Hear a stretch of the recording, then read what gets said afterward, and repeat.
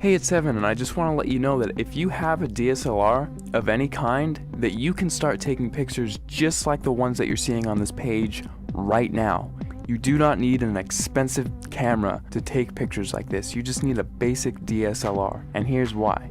A lot of people think that if they have the best gear that they can make the best photographs. Now that is completely untrue, especially if you don't have the right knowledge and creativity. If you have creativity and ideas, and you know about things like composition and light, you can make way better pictures with your camera than the photographer who doesn't know about those things but has the most expensive $20,000 camera. The camera is not important at all. See, in trick photography and special effects, you want to focus more on the creative and artistic ideas and less about the gear. The gear is just a tool. A good photographer will know how to use the basic fundamental principles of photography to take a good image with any camera. All DSLRs, they all have a manual mode, and that is what I'm going to be showing you how to use in this course to create artistic images. So if you have a DSLR in your house right now, I don't care what it is or what it's called, I'm gonna show you how to use it to create really artistic images. These pictures that you're seeing right here, all of these pictures were made with a Nikon D50 camera, which, if you don't know what type of camera that is, it's the first basic entry-level DSLR that Nikon released back in 2005. Now, because they don't make this camera anymore, you can actually get this one used for $230 on eBay. That's what I found recently. Or you could get a newer camera and it would still have it be the most basic entry-level model and still be able to take cool pictures just like what you're seeing right here. In fact, let me show you a little trick that you can use with any camera right off the bat. See the little thing that says shutter speed? If you raise that number to make it longer, whenever you take a picture now, your camera will be on for several seconds taking a picture for that amount of time. Now this is really cool because what you can do is take a light and then move it around the frame, and you can actually record light trails with that.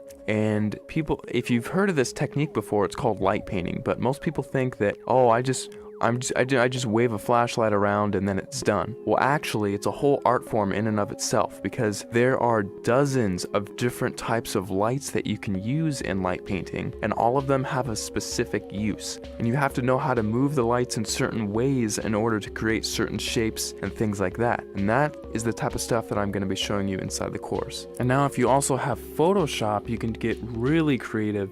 In addition to just using your camera, you can do both. We'll only be using Photoshop for about a third of everything taught inside, so if you don't have Photoshop, don't feel left out. You can still do many tricks inside of the course. For example, in this picture, I love giving this as an example because it gets a lot of people's attention and it's just funny. In this picture, I had my camera on a tripod and I was just photographing this room here. And what I did is I went down to my bank and I withdrew about $800, $871 to be exact. And then after that, I went around placing the money in different areas of the frame and then taking a picture. And then I moved the money into a different place of the frame, took another picture, and I kept repeating that process over and over again until finally it looks like I have $1 million inside of this room, which is really cool. Now, I like showing how to do this one because it's one of the simpler tricks and anyone can do it if they have Photoshop. So that's just one trick I like to show. I'll show it in much more detail inside the full course, but you don't need the latest and greatest version of Photoshop. You can use Photoshop CS2, CS3, CS4,